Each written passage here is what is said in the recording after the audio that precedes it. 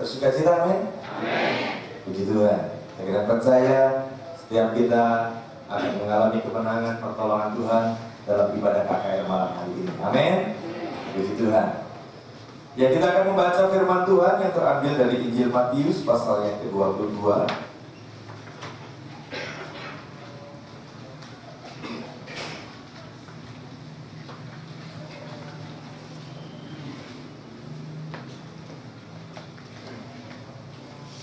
Maaf, pasal yang ke-14 ayat 22.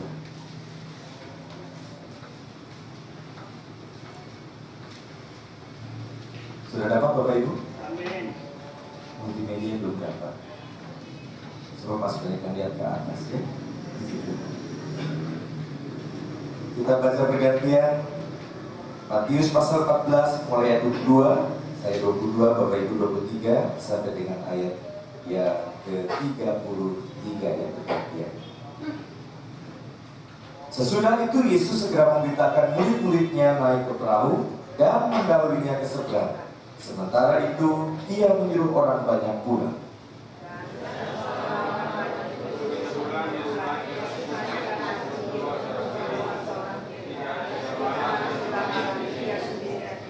Perahu murid-muridnya sudah beberapa mil jauhnya dari pantai dan diombang-ambingkan gelombang karena angin saka.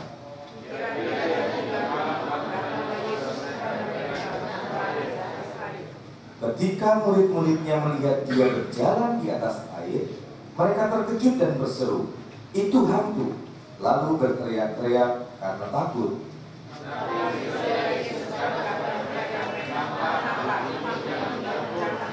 Lalu Petrus berseru dan menjawab dia, "Tuhan, apabila Engkau itu, suruhlah aku datang kepadamu berjalan di atas air."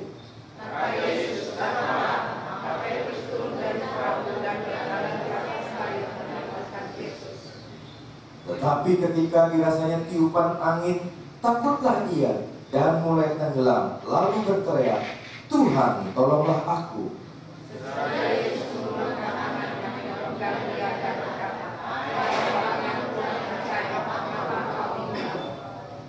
Lalu mereka naik ke perahu dan angin pun redalah. Bersama-sama, dan orang-orang yang ada di perahu menyembah dia, katanya, "Sesungguhnya Engkau Anak Allah." Puji Tuhan.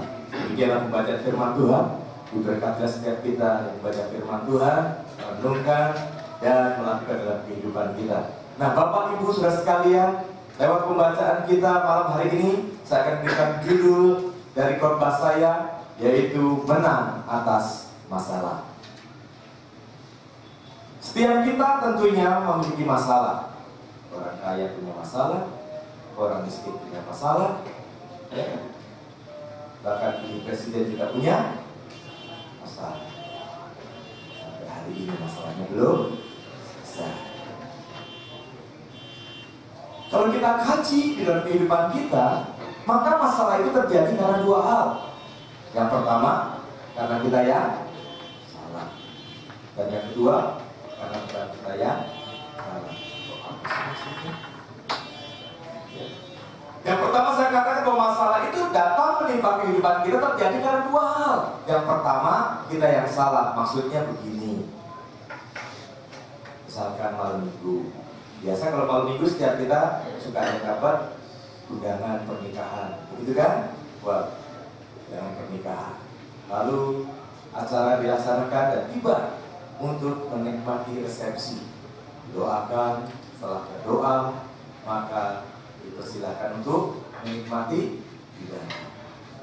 Saya mau tanya Bapak Ibu Saudara sekalian, saat berdoa dan dikatakan amin, maka yang disebut duluan yang mana? Di sana ada masakan Cina, ya, Chinese food. Di sana ada masakan Indonesia. Di sana juga ada satu counter yang namanya kambing guling. Yang di sana ada namanya somai. Yang diserbu duluan yang mana? Aku kambing guling ya biasanya. Ya, saya juga perhatikan kalau orang datang di resepsi pernikahan, itu yang dituju rata-rata orang ngantri di kambing guling. Ada kambing guling, babi guling, yang ada di resepsi pernikahan bakal guling, gak ada sih ya. Kan guling-gulingan ada semua di situ. Nah, rata-rata yang ngantri itu di daerah situ, ya, ingin mengambil daging guling. Nah, kita nggak sadar, kita ikut juga ngantri di situ, ya, berantri panjang. Lupa kalau kita punya darah. Begitu udah makan enak, pulang sampai ke rumah, istirahat tidur. Besok pagi bangun, loh, kok kepala saya lihat kan? Kok pusing? Aduh, hari ini kan saya mesti berterima kasih di gereja. Saya mesti kolektan di gereja.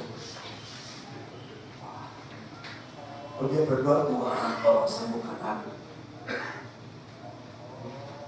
Dan akhirnya dia pusing dan tidak bisa melayani. Dia tinggal di rumah, lalu pergi ke dokter. Nah, itu masalah karena Tuhan apa? Karena kita yang salah. Kita yang salah. Orang makanan yang lain banyak, kita nanti juga dikambing dulu, gitu ya. Nah, seringkali seperti itu, ya. Kita punya masalah karena kesalahan kita sendiri. Tetapi kita bersyukur kepada Tuhan. Tuhan itu setia dan adil. Barang siapa percaya kepadanya, minta ampun sama Tuhan, maka Tuhan akan. Jadi kalau masalah karena perbuatan kita, ya, karena kelakuan kita datang sama Tuhan, kita minta ampun.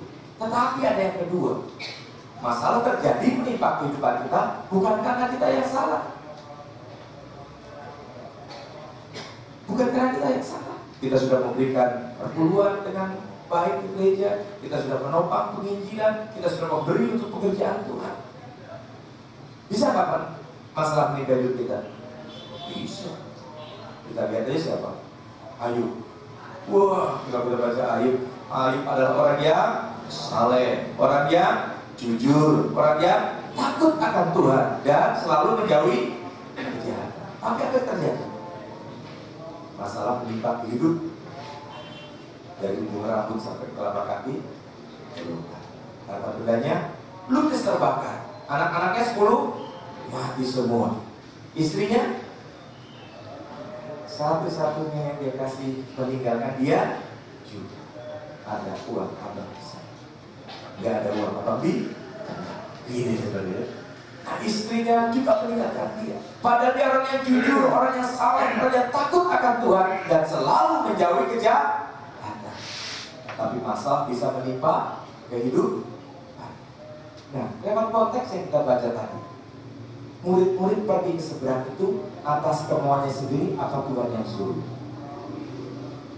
Yo, ini kita tanya jawab ya, biar gak ngantuk, jangan gini Tuhan. Murid-murid pergi ke seberang atas kemauannya sendiri apa Tuhan yang suruh? Coba baca sekali lagi ayat 22. Ya. Di sana dikatakan apa? Sesudah itu Yesus memberitakan murid-muridnya pergi ke seberang. Tuhan tahu gak akan terjadi badai? Kok disuruh pergi ke seberang?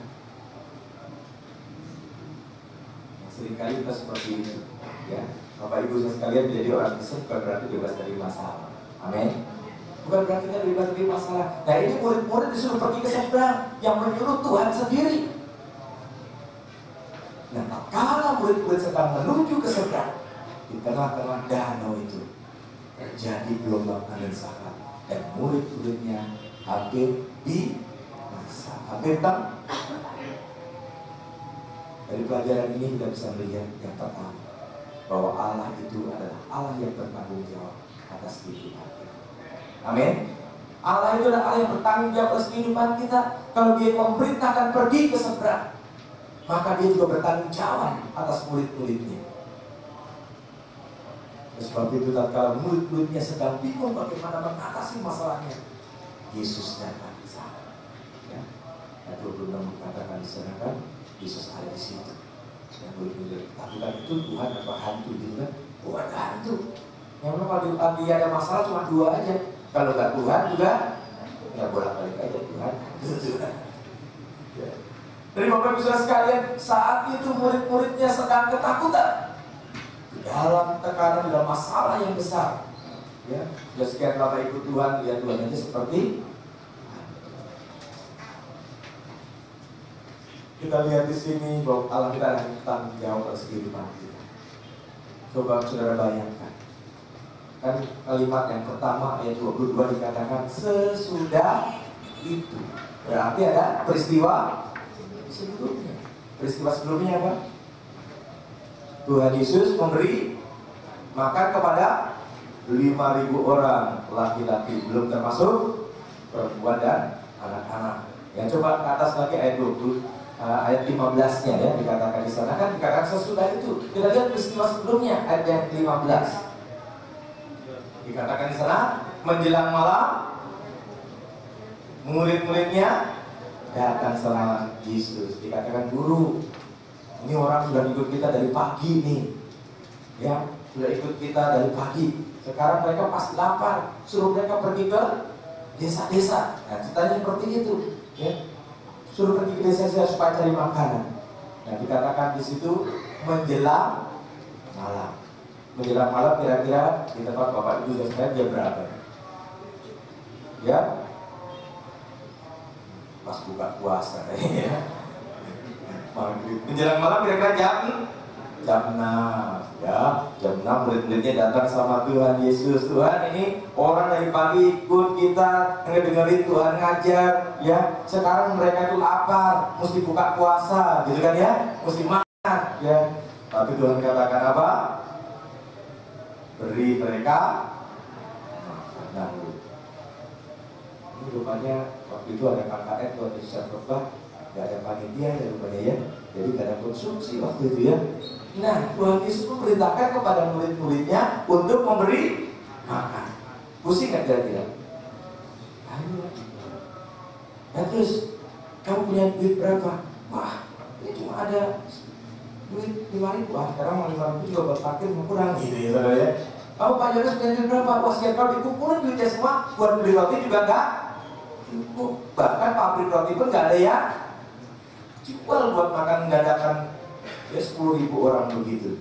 Nah, lapar mungkin tuh murid-muridnya dalam waktu yang singkat, mungkin setengah jam. Jam 6 tambah setengah jam dari jam setengah 7 tiba-tiba di sini cuma ada 5 roti dan 2 ikan. Setengah 7. Lalu Tuhan katakan, "Man, bawa ke sini." Akhirnya Tuhan berkati ikan dan roti itu dan suruh membagi pada 10.000 orang. Kira-kira bagi roti 12 murid kepada 10.000 orang makan waktu berapa lama? Lebih kan ya, dan jadi matematika gitu ya. Ya. Berapa lama kira-kira? Kalau kita perjamuan kudus di sini penuh aja ya gitu ya, kurang lebih ada 600 orang ya, kita bagi makan waktu kurang lebih ya 1/4 jam. Ya, nah ini 10.000. Kira-kira makan waktu berapa lama? 2 jam. Ya, bolehlah kita hitung 2 jam. Setengah 7 ditambah 2 jam jadi setengah 9. Nah, setengah 9 yang muda, anak-anak, yang orang dewasa, kakek-kakek, sampai ke anak-anak makan. Makan kira-kira makan waktu berapa lama? Bapak Ibu kalau makan berapa lama? Setengah jam. Makasih, setengah jam. Jadi setengah 9 ditambah setengah jam jadi jam 9. Dapat perintah lagi, kumpulkan sisa-sisa makanan. Kalau tadi bagi 2 jam, ngumpulin berapa lama? Udah kenyang 1 jam aja ya. 1 jam. Jadi jam 9 tambah 1 jam jadi jam 10. Baru ayat itu. Ya, ayat 22. Sesudah itu Yesus memerintahkan murid-muridnya untuk pergi ke seberang. Ayat 22 kan. Sesudah itu Yesus memerintahkan murid-muridnya untuk pergi ke seberang, dan orang-orang itu disuruh pulang ke rumahnya. Ya, orang disuruh bubar 10.000 orang itu. Nah, kira-kira orang disuruh bubar meninggalkan tempat KKN itu, kira-kira langsung pulang? Waktu itu Tuhan Yesus adalah tokoh satu-satunya di kampung ini, karena dia membuat mujizat yang luar biasa. Ya, orang lumpuh berjalan, orang buta melihat. Ya, jadi sentral. Sentral apa ya? Perhatian semua orang saat itu. Nah, ketika Yesus memerintahkan orang itu untuk meninggalkan tempat itu, Kira-kira makan waktu nggak?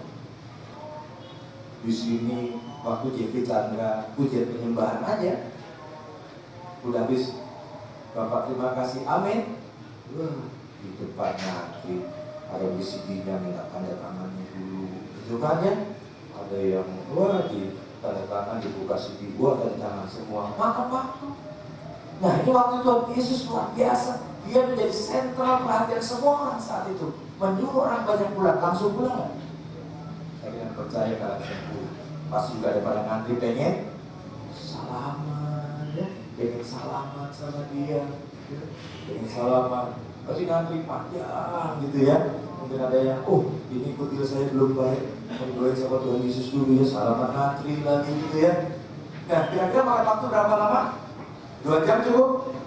2 jam. Jam 10 tambah 2 jam jadi jam 2. Setelah orang itu suruhnya pulang, jam 12 malam Yesus naik ke atas bukit. Untuk baca tadi ya.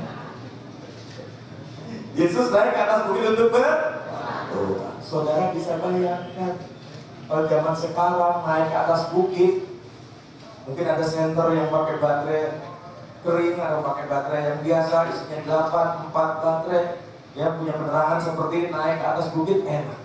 Tapi satu penerangannya cuma apa? Sinar bulan. Nah jam 12 malam naik ke atas bukit, butuh waktu kan? Berapa lama kira-kira? 2 jam berapa ya? Bukitnya nggak terlalu tinggi kalau kita kesana ya. Jadi kita hitung aja 1 jam. Berarti sampai di atas jam 1 Tuhan Yesus kita bisa bayangkan betapa capeknya Tuhan Yesus ya. Sudah mengajar sepanjang hari, habis mengajar dia memberi makan pada begitu banyak orang, memberkati mereka pulang. Lalu jam 1 dia sampai di atas, dia sedang berdoa. Katakan dalam ayat yang kita baca tadi, ayat 23, 24, 25 ya. Setelah murid-muridnya beberapa mil jauhnya dari pantai, mereka ditimpa oleh gelombang angin sangat. Ya, saudara, Danau Galilea itu sama juga dengan Danau Kineret namanya, ya, sama juga dengan Genesaret, ya. Itu bentuknya kan seperti Harfa gitu, ya. Kinor itu makanya disebut Kineret gitu ya, kayak Kinor gitu ya, kayak Harfa. Ya itu bentuknya tuh kayak gitu danaunya. Lihat tuh. Ya, dia punya panjang itu 210 km panjangnya, dia punya lebar 12 km. Nah kalau kira-kira tadi perjalanan mereka itu ya sampai hampir pertengahan ya, 3-4 kilo. Kalau dia nggak menyusuri pantai, dia mau menyeberang. Jadi mungkin baru 3-4 km dari tempat Tuhan Yesus mengajar di bukit itu. Nah saudara bisa bayangkan, ketika Tuhan Yesus saat sedang berdoa, dia mendengar murid-muridnya berteriak-teriak ketakutan, minta tolong karena hampir mati. Kau bisa bayangkan, Tuhan Yesus bisa mendengar cerita murid-muridnya 4 kilo dari tempat itu. Bapak Ibu sekali ini menggambarkan kepada kita betapa Allah itu Maha mendengar. Amin. Allah itu Maha mendengar. Dan dia bertanggung jawab atas kehidupan kita. Saya menyuruh mereka pergi ke seberang. Sekarang mereka ditimpa oleh gelombang angin sangat. Mereka hampir mati. Aku harus ke sana. Sudah bisa bayangkan jam 1 baru naik di atas berdoa. Kira-kira jam berapa tadi? 3. Berarti dia lagi berdoa belum sempat tidur. Capek kan? Secara jasmani capek banget. Dari pagi ngajar, kasih makan, memberkati mereka, lalu berdoa jam 1, jam 3 murid-muridnya berteriak-teriak, ketakutan, minta tolong. Kita bersyukur punya Tuhan yang senantiasa bertanggung jawab kehidupan kita. Amin. Dia tidak pernah lelah. Dia siap untuk menolong kita. Malam hari pergumulan apapun yang kita hadapi, kita ingat bahwa Yesus bertanggung jawab atas kehidupan kita. Amin. Bapak Ibu sudah malam hari ada di sini, dia juga bertanggung jawab atas kehidupan kita. Bapak Ibu tempatkan Tuhan di sini, Tuhan bertanggung jawab atas kehidupan kita. Pergumulan persoalan apapun yang kita hadapi, Dia Allah yang peduli dengan kita. Amin. Itu hal yang pertama, bahwa Allah bertanggung jawab atas kehidupan kita. Lalu dikatakan di sana dalam ayat yang ke-27 dikatakan, Yesus berkata, tenanglah, aku ini, jangan. Dari mana Tuhan Yesus mengatakannya? Dari atas air, dekat dengan itu. Jadi pada hakikatnya Allah itu dekat dengan kita. Amin. Kalau kembali masalah kita selalu, waduh, Tuhan mana ini, kok Tuhan kayak nggak ada gitu kan? Mana Tuhan ini kok kayak nggak ada? Pada hakikatnya Tuhan itu dekat dengan kita. Amin. Saat dia berkata, tenanglah, aku ini, jangan takut. Dia dekat dengan kita. Dia tidak berkata di atas bukit sana. Mungkin kalau dia berkata di atas bukit, Petrus, Yohanes, tenang, ada aku di sini. Itu murid-muridnya protes. Iya Tuhan, tenang. Tuhan di atas bukit, nggak ada air. Kita yang sekarang ditimpa oleh gelombang angin saka, suruh tenang. Tapi karena Tuhan saat itu berkata, tenanglah, aku ini, jangan takut, dekat dengan mereka. Maka murid-muridnya mengalami ketenangan. Amin. Amin. Jadi saudara, firman Tuhan mengatakan hanya dekat dengan Allah saja kita. Tuhan itu akhirnya pernah meninggalkan kita. Amin. Allah Immanuel, Allah beserta dengan kita. Dia tidak pernah meninggalkan kita. Ada kisah seorang ibu. Dia punya anak. Dia pikir anaknya cuma cacat aja gitu ya, jarinya nggak ada. Dia pikir, masalahnya sampai di sini. Tapi begitu bertumbuh, anak itu bertumbuh terus. Bukan cuma dia cacat secara fisik, tapi dia juga cacat secara mental. Dia itu seorang diri, suaminya sudah tidak ada. Jadi dia punya tugas membesarkan anak. Sudah bisa bayangkan, seorang diri membesarkan anak yang cacat fisik dan cacat mental. Tetapi dalam film yang kita lihat ini, dia itu seorang ibu yang senantiasa berserah kepada Tuhan. Karena dia tahu Tuhan tidak pernah meninggalkan dia. Dan dia senantiasa berdoa untuk anaknya. Dan kita lihat, kita saksikan malam hari ini. Apa hasilnya? Orang yang dekat dengan Tuhan percaya kepada Tuhan. Suaranya. Saat Anda menyaksikan keindahan alam sambil mendengarkan alunan musik seperti ini, pasti Anda pun akan membayangkan sebuah suasana panggung konser musik.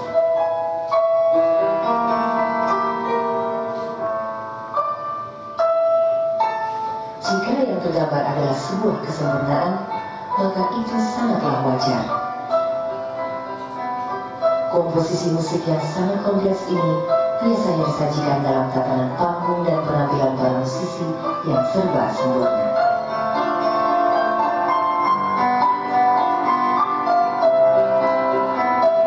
Namun, suasana batin apa yang Anda alami jika yang Anda saksikan di panggung adalah pemandangan seperti ini?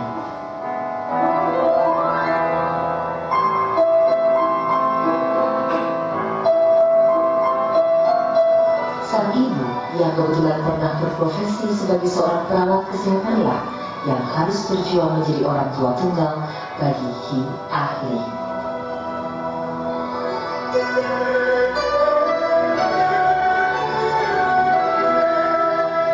Selain keterbatasan fisik yang hanya memiliki 4 jari dan sepasang kaki sebatas lutut, secara psikis, Hi Ahli juga dinyatakan memiliki keterbelakangan mental.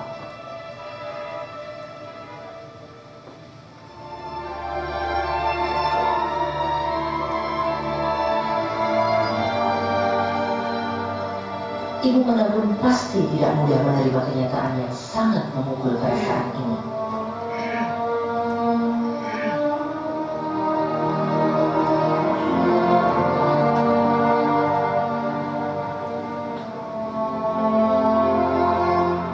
Hari demi hari,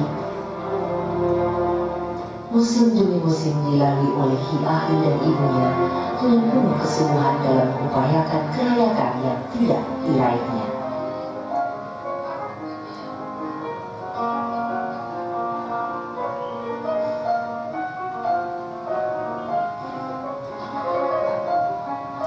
Sikap Sikap ini membuka rasa percaya diri sang ibu untuk menemukan mutiara terpendam yang pada awalnya tidak mudah untuk digali, yaitu bakat bermain musik.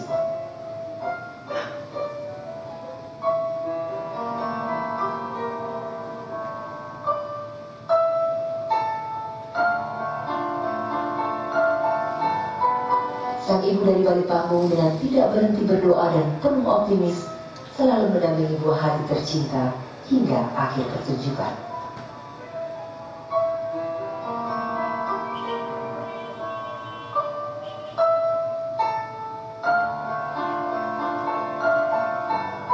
Hi Ahli, sebuah mukjizat dari Sang Kuasa yang lahir dari keteguhan hati sang ibu, yang mengajarkan kita akan kekuatan cinta dan betapa makin indahnya cinta ketika bisa dibagi ke siapa saja.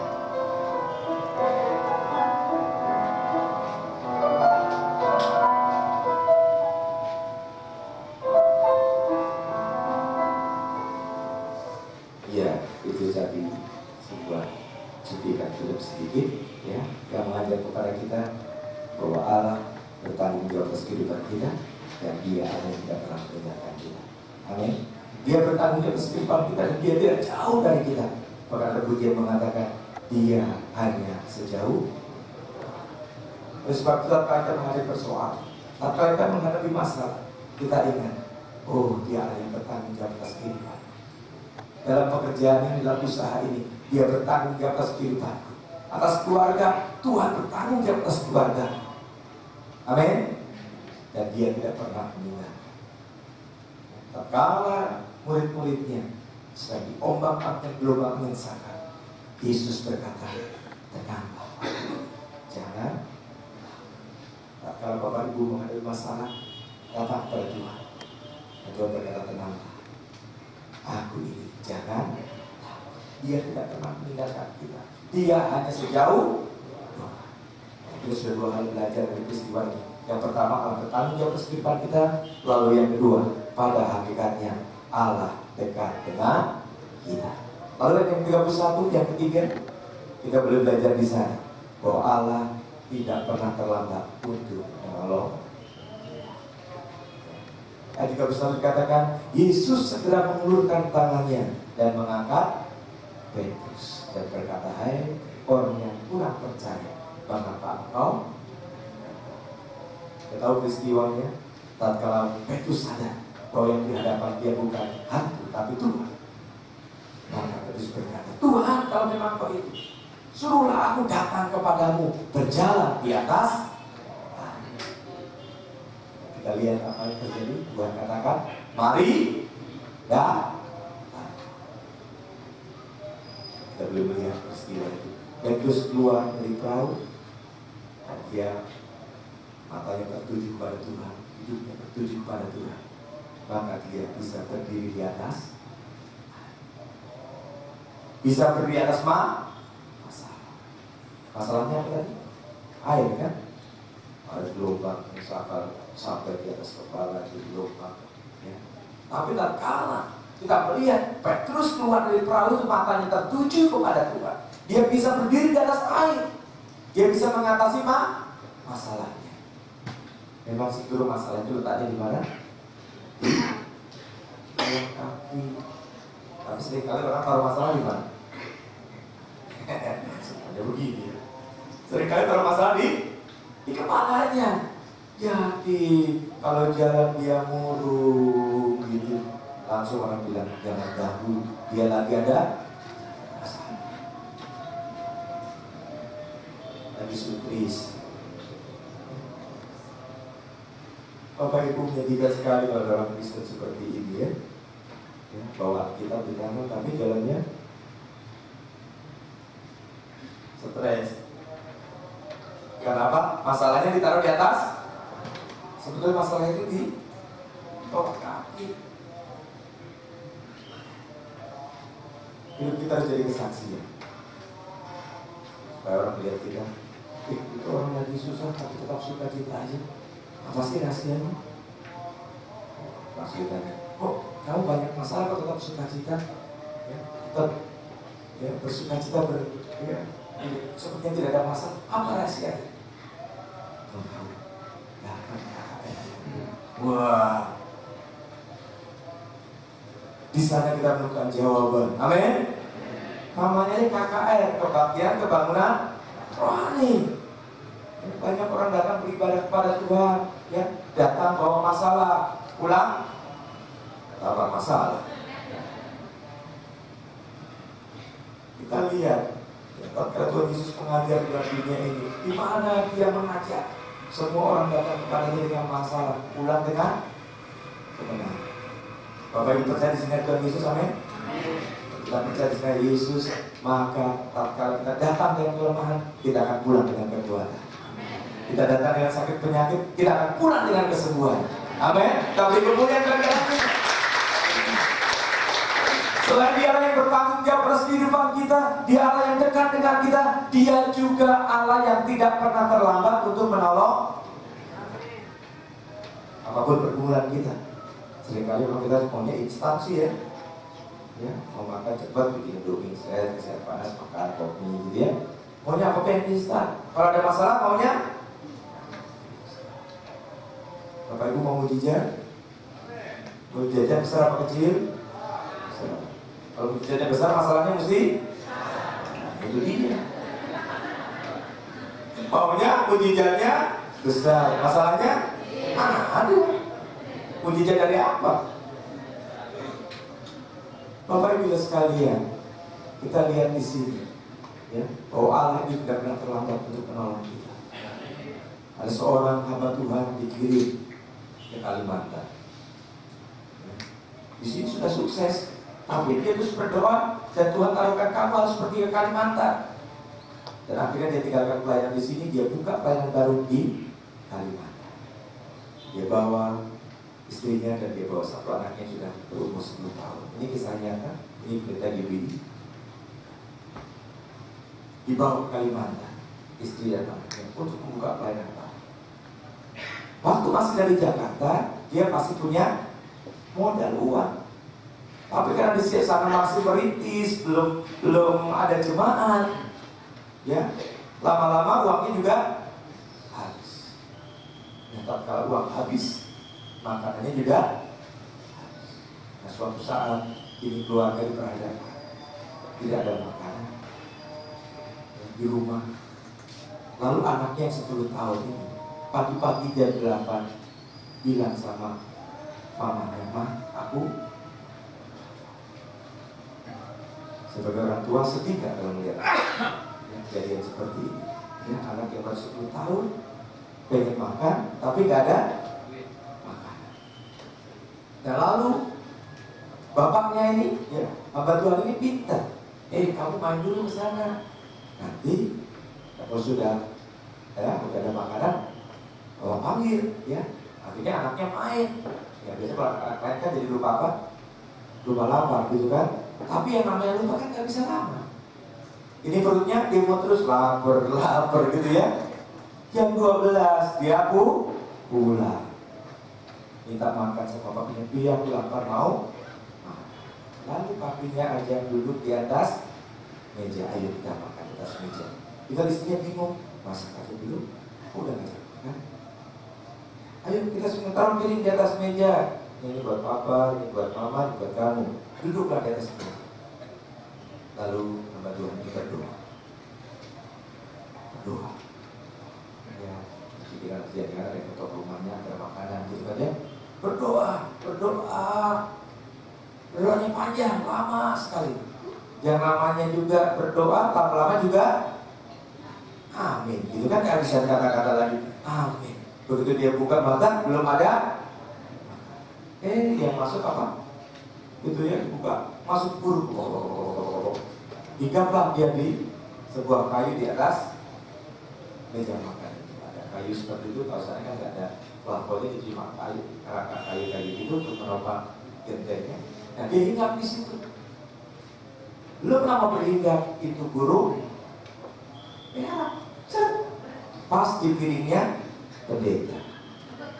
Doanya minta apa? Dapatnya apa? Sakit ya? Tapi pendeta itu luar biasa.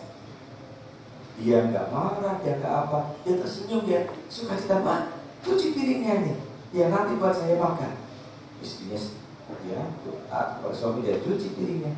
Nah saat cuci piring, istrinya kaget, kok kayak ada batu-batu. Rupanya ada satu jenis burung yang kalau rencana makan di tenggoraknya itu dia mesti patokin batu, jadi masuk di tenggoraknya itu untuk ya mengunyahkan itu ya di tenggoraknya itu. Nah akhirnya begitu istri lagi cuci piring, dia lihat batu-batu itu, loh kok batu-batu ini kok bagus banget, ada warnanya. Lalu dia bawa sama saya, Pak, tadi di kotoran burung ada giniannya. Apa itu? Batu-batu. Coba saya bawa ke tukang toko emas. Gimana? Pak, batu-batu ini bisa dipakai nggak? Wah, ini bagus, batu bagus banget. Bapak dapat dari mana? Oh, lalu dijual. Saya mau jual. Akhirnya dijual aja batu. Wah, dia dapat uang. Nah, akhirnya dia beli beras sekarung, dia beli makanan-makanan bawa pulang. Tuhan menolong tepat pada waktu. Tuhan menolong tepat pada waktunya. Dia bisa kirim burung, dia bisa kirim yang lain. Jangan batasi Tuhan. Amin. Jangan batasi Tuhan. Jangan kita sudah berdoa kepada Tuhan, seringkali kita yang reka-reka caranya, gitu kan? Nanti saya lagi berdoa Tuhan, saya mau mobil supaya Pak saya didengar. Keras-keras Tuhan, saya mau mobil.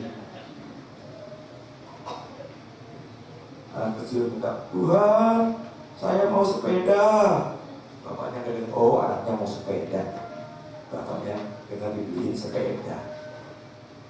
Tapi ada orang berdoa, Tuhan, saya lagi masalah besar, saya lagi ada mesti bayarin Tuhan. Saya berdoa supaya Tuhan nanti kirim orang itu datang kemari, dia kasih uang sama saya. Seringkali kan kita ngatur Tuhan gitu. Ya kan? Iya betul, ya, suka begitu namanya ya. Seringkali kalau kita berdoa, kita gak berserah penuh kepada Tuhan, tapi kita atur Tuhan. Caranya begini, caranya begitu. Jangan batasi Tuhan. Amin. Tuhan punya banyak cara untuk menolong kita. Amin. Dia bisa kirim burung. Bahwa teman saya waktu kuliah di seminari, hari Senin dia mesti ujian. Tetapi karena belum bayar uang sekolahnya, dia gak bisa ikut ujian.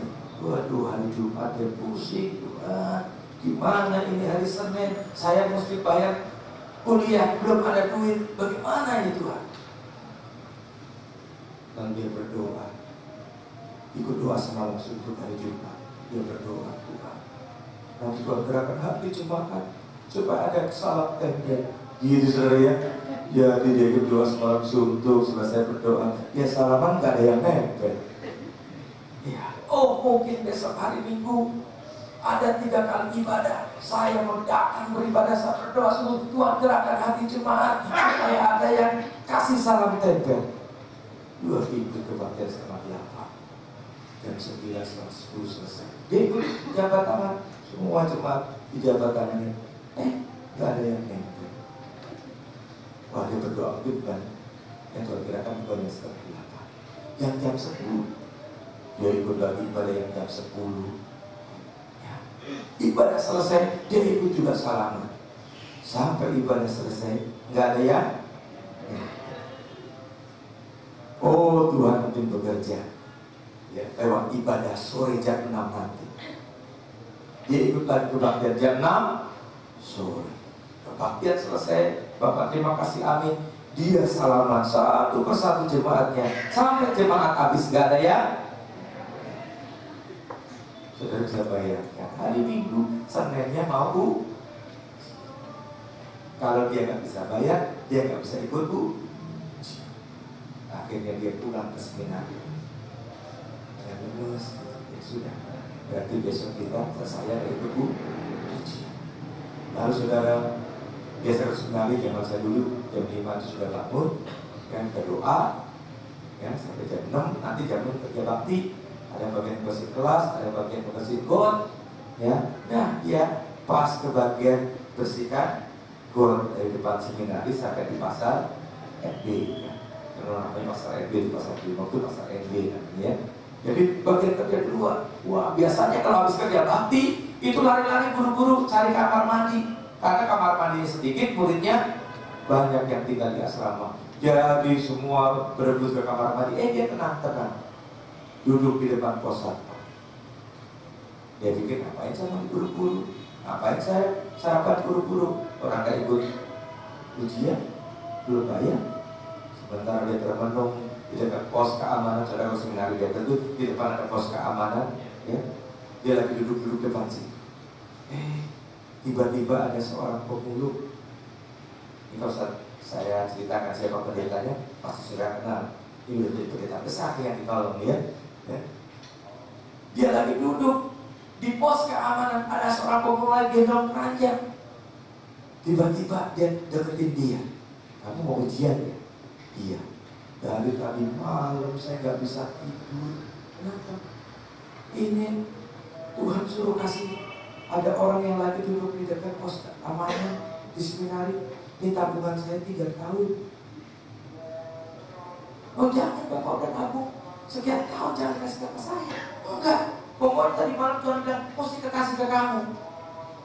Dan akhirnya saudara, pemulung itu memaksa suruh ambil itu amplop karena memang dia diperintahkan oleh Tuhan. Dan akhirnya dia ambil amplop itu dan dia berdoa. Lalu pemulung itu pergi. Tidak tahu kemana sampai hari ini dia cari, tidak tahu siapa. Begitu dibuka, pas uangnya untuk bayar. Tuhan menolong tepat pada waktu. Amin. Malam hari ini perbulan apapun yang saudara hadapi, Tuhan yang sama ada di sini. Tuhan yang sama ada di sini. Dia tidak pernah terlambat untuk menolong kita. Pergumulan apapun, seberat apapun, berserah penuh kepada Tuhan. Dia jawaban bagi setiap kita. Amin. Dia jawaban bagi setiap kita. Apapun pergumulan kita malam hari ini, Tuhan ada di sini. Pertolongannya tidak pernah terlambat. Amin. Dia bisa kirim pemulung, dia bisa kirim guru, dia bisa buat jalan apapun untuk memberikan pertolongan. Kita bagi dia apapun.